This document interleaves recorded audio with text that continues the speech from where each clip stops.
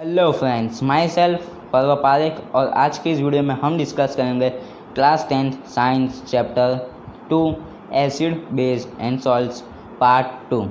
तो without wasting the time let's get started. अब हमारा नेक्स्ट टॉपिक है कि सारे एसिड में कौन सी चीज़ कॉमन होती है और सारे बेस में कौन सी चीज़ कॉमन होती है। तो एसिड में तो H+ आयंस यानी कि हाइड्रोजन आयंस कॉमन होते हैं और बेस में OH- यानी कि हाइड्रोक्साइड आयंस कॉमन होते हैं। आप अब इसके लिए कोई भी एग्जांपल ले सकते हो, जैसे एसिड का HCl, H2SO4, सब में H आएगा ही यानी कि हाइड्रोजन आएगा ही। और बेस में सबसे अच्छा एग्जांपल है NaOH, सोडियम हाइड्रोक्साइड, इसमें भी OH है।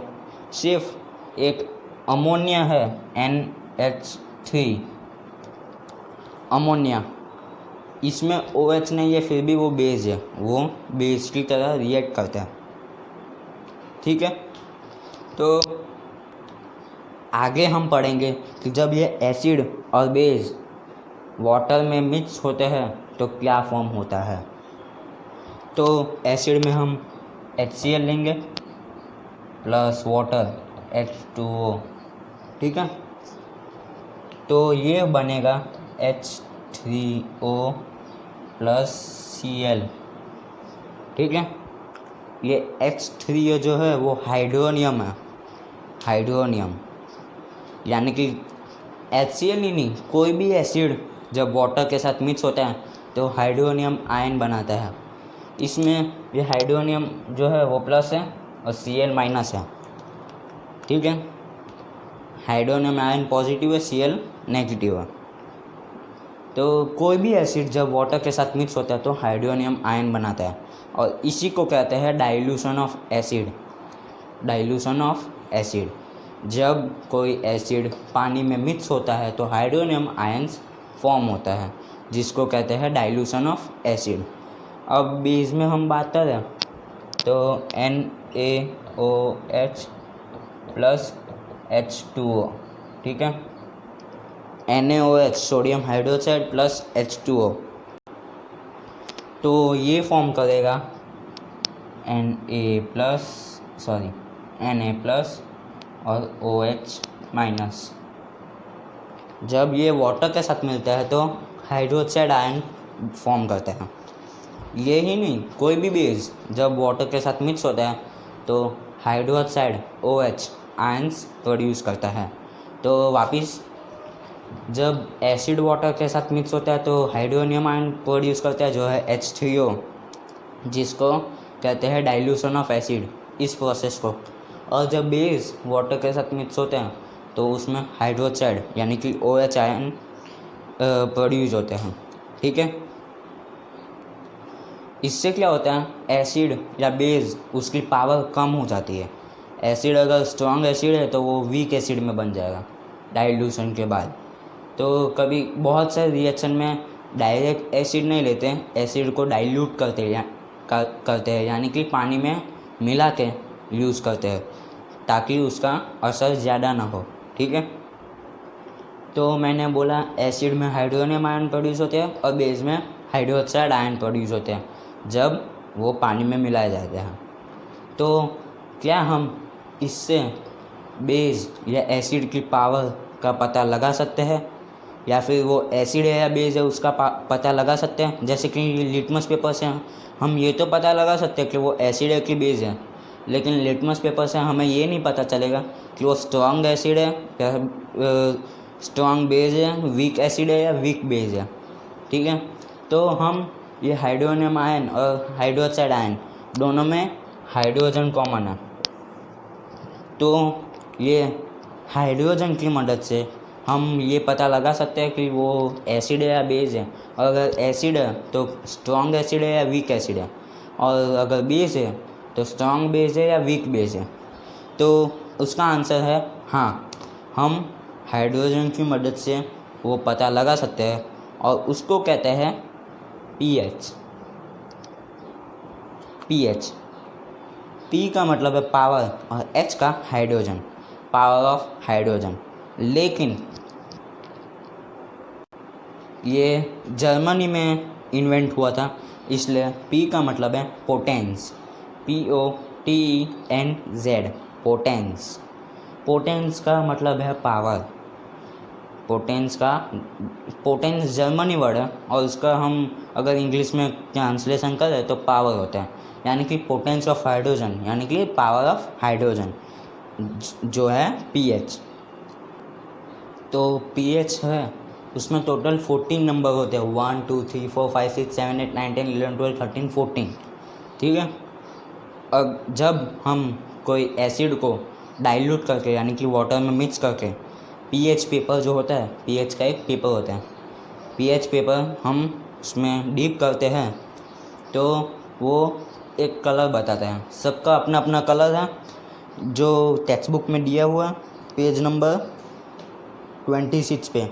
पेज नंबर 26 पे ये अच्छे से दिया हुआ है कि 1 का है ऑरेंज, फिर इसका भी ऑरेंज धीरे धीरे यहाँ पे ब्लू हो जाता है, फिर वापस ग्रीन हो जाता है। तो 14 अलग अलग नंबर का अलग अलग स्पेशल कलर है जो स्पेसिफाई किया गया है। अगर हम pH पेपर को डाइल्यूट किए हुए एसिड के अंदर डालेंगे तो जो कलर आएगा उससे हमें पता चलेगा कि वो स्ट्रॉन्ग एसिड है या वीक एसिड, ठीक है।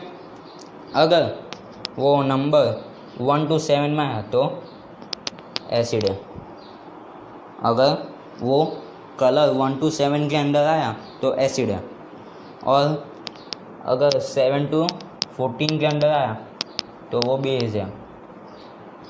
अगर 1 to 7 में आया तो एसिड है और 7 to 14 में आया तो बेस है। तो आप सोचोगे कि 7 दोनों जगह आ रहा है, तो अगर 7 पे आया तो एसिड है कि बेस है, हमें कैसे पता चलेगा। अगर 7 पे आया तो वो ना एसिड है ना बेस है, वो न्यूट्रल है। जो 7 पे आया वो ना एसिड है ना बेस है, वो न्यूट्रल है। और इसका सबसे अच्छा एग्जांपल है वाटर, H2O। वो 7 पे ही आता है, वो ना एसिड है ना बेस है, ठीक है। तो 1 to 7 पे एसिड, 7 to 14 पे बेस और 7 पे न्यूट्रल। सबका स्पेसिफाई कलर होता है। जैसे कि आपने HCl में पानी डाल के pH पेपर को डाला तो वो 2 नंबर का जो कलर है वो बताएगा, क्योंकि HCl स्ट्रॉन्ग एसिड है, HCl स्ट्रॉन्ग एसिड है। यहाँ वो जितना पीछे आएगा उतना वो स्ट्रॉन्ग, इतना वो एसिड होगा, और जितना आगे जाएगा उतना बेस होगा। 7 पे होगा तो न्यूट्रल, 7 से पहले एसिड और 7 के बाद बेस, ठीक है। इसलिए अगर वो 6 पे है तो वो वीक एसिड है, अगर 2 पे है तो स्ट्रॉन्ग एसिड है। यानी कि जितना पीछे आएंगे ना उतना एसिड का पावर बढ़ेगा, और जितना आगे जाएंगे उतना बेस का पावर बढ़ेगा। जितना आगे जाएंगे उतना बेस का पावर बढ़ेगा और एसिड का पावर कम होगा, और जितना पावर पीछे जाएंगे उतना एसिड का पावर बढ़ेगा और बेस का पावर कम होगा, ठीक है। अब हम ये pH कर रहे हैं तो pH हमारे डेली लाइफ में यूज़ होता है कि नहीं होता, यानी कि केमिस्ट्री के अलावा उसका डेली लाइफ में यूजेस है कि नहीं है, तो उसका आंसर है। pH का डेली लाइफ में भी यूजेस है जो अभी हम पढ़ेंगे। उसका 5 पॉइंट है, तो हम 5 पॉइंट पढ़ेंगे। तो पहला है कि जब भी रेन होता है, रेन बारिश, तो बारिश का जो पानी होता है उसका pH है ना 5.6 से 7 या 8 तक का होता है। 5.6 से 7.5 तक का होता है pH पानी का। जो रेन वाटर होता है ना उसका पानी, हाँ मिनरल वाटर होता है उसका तो 7 ही होगा, लेकिन जो बारिश का पानी होता है वो थोड़ा खट्टा और ऐसा होता है ना, तो उसका pH होता है 5.6 से 7.5। अगर बारिश के पानी का pH 5.6 से कम हो जाएगा, यानी कि 5.5, 5, 4, तो वो एसिड रेन होती है। और आपको तो पता है कि एसिड रेन क्या होती है, वो बहुत ही जानलेवा होती है। और जब वो एसिड रेन रिवर्स में जाती है, रिवर्स, लेक, पॉन्ड, तो उसमें जो भी एनिमल्स होते हैं, जो भी प्लांट्स होते हैं, वो डिस्ट्रॉय हो जाते हैं, क्योंकि उन लोगों के लिए ये बहुत ही ख़तरनाक है।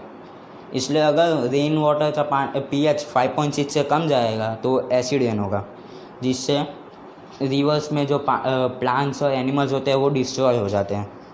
अब सेकंड पॉइंट जो है pH का, वो है कि जब भी फार्मर सॉइल में फार्मिंग करते हैं तो सॉइल का भी pH होता है, एक फिक्स pH होता है। अगर उसका pH उससे कम हो गया तो वो सॉइल एसिडिक हो जाएगा, सॉइल भी एसिडिक होता है। और अगर pH कम हो गया और सॉइल एसिडिक हो गया तो उसमें आप कोई भी प्लांट ग्रो करोगे ना तो 50% चांसेस है कि वो ग्रो ही नहीं होगा, और अगर ग्रो हो गया तो उसमें न्यूट्रिएंट्स होंगे ही नहीं, वो बहुत ही मुरझाया हुआ होगा प्लांट। इसलिए सॉइल में भी pH होता है, और अगर सॉइल का pH कम हो गया तो प्लांट्स ग्रो नहीं करेंगे, और उसके लिए उसमें बेस डालना पड़ता है। और आपने पढ़ा है कि acid plus base, salt plus water, यानी कि जब एसिड में बेस डाला जाता है तो एसिड का जो पावर है वो कम हो जाता है। इसलिए जब भी सॉइल का pH कम हो जाता है, वो एसिडिक हो जाता है, तो उसमें बेस डाल के उसको न्यूट्रलाइज कर लेते हैं। अब तीसरा जो है वो है कि हमारे स्टमक में भी एसिड होता है। आपने पढ़ा होगा पिछले या 9th या 8th में पढ़ा होगा कि हमारे स्टमक में भी एसिड होता है, हाइड्रोक्लोरिक एसिड HCl। आप अभी आगे जाके 6th चैप्टर पढ़ोगे ना, 6 लाइफ प्रोसेसेस, उसमें अच्छे से समझाया गया है कि HCl कैसे होता है, क्या होता है उससे, वो सब एकदम डिटेल में है। लेकिन अभी के लिए उतना ही कि स्टमक में HCl होता है, हाइड्रोक्लोरिक एसिड, और वो हमारे पेट को नुकसान ना करें उसके लिए पेट में एक म्यूकस, MUCUS, म्यूकस नाम का एक लेयर होता है। वो म्यूकस है ना, हमें हमारे पेट के वॉल को हाइड्रोक्लोरिक एसिड से बचाता है ताकि पेट खराब ना हो। लेकिन कभी कभी ये म्यूकस ख़राब होने लगता है जब उम्र हो जाती है, या फिर कभी कभी कोई डिजीज़ हो जाती है, उससे ये म्यूकस का पावर कम हो जाता है, जिससे कि HCl पेट के वॉल को लगता है, जिससे पेट में जलन होती है। आपने सुना होगा एसिडिटी के बारे में, एसिडिटी होता है ना, उसमें यही होता है कि जो हाइड्रोक्लोरिक एसिड है वो स्टमक के वॉल को टच कर लेता है और फिर जलन होती है। तो उसके लिए भी एक बेस यूज़ किया जाता है, NaOH, सोडियम हाइड्रोक्साइड, मोस्टली यही यूज़ होता है, या फिर बेकिंग सोडा भी यूज़ होता है। आपने ऐड में देखा होगा इनो में भी बेकिंग सोडा ही होता है। तो जब भी आप वो लेते हैं पानी के साथ तो वो HCl यानी कि हाइड्रोक्लोरिक एसिड को न्यूट्रलाइज कर लेता है, उसका पावर कम हो जाता है। अब चौथा पॉइंट है हमारा माउथ। हमारा माउथ का भी एक pH होता है जो कि है 5.5। अगर 5.5 से pH कम होता है तो तब भी हमारा टूथ सड़ने लगता है, टूथ डिके होता है। जब हम कोई खाना खाते हैं तो कभी कभी बैक्टीरिया रह जाते हैं हमारे टूथ में, दांतों में कभी कभी बैक्टीरिया रह जाते हैं। तो बैक्टीरिया एसिड प्रोड्यूस करते हैं, और वो एसिड से हमारे मुंह का pH जो है वो कम हो जाता है, 5.5 से कम हो जाता है, और उसी की वजह से हमारा टूथ सड़ने लगता है, दांत सड़ने लगता है, टूथ डिके कहते हैं उसको। फिर पांचवा है एनिमल और प्लांट से प्रोटेक्शन।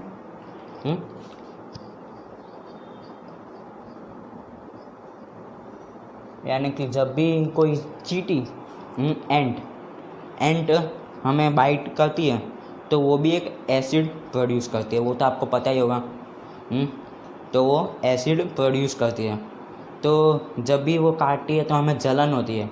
तो उस जलन से बचने के लिए हम बेकिंग सोडा होता है ना, बेकिंग सोडा, उसको उसके ऊपर लगा लेना चाहिए, क्योंकि बेकिंग सोडा एक बेस है, और चींटी जब काटती है तो वो एसिड प्रोड्यूस करती है।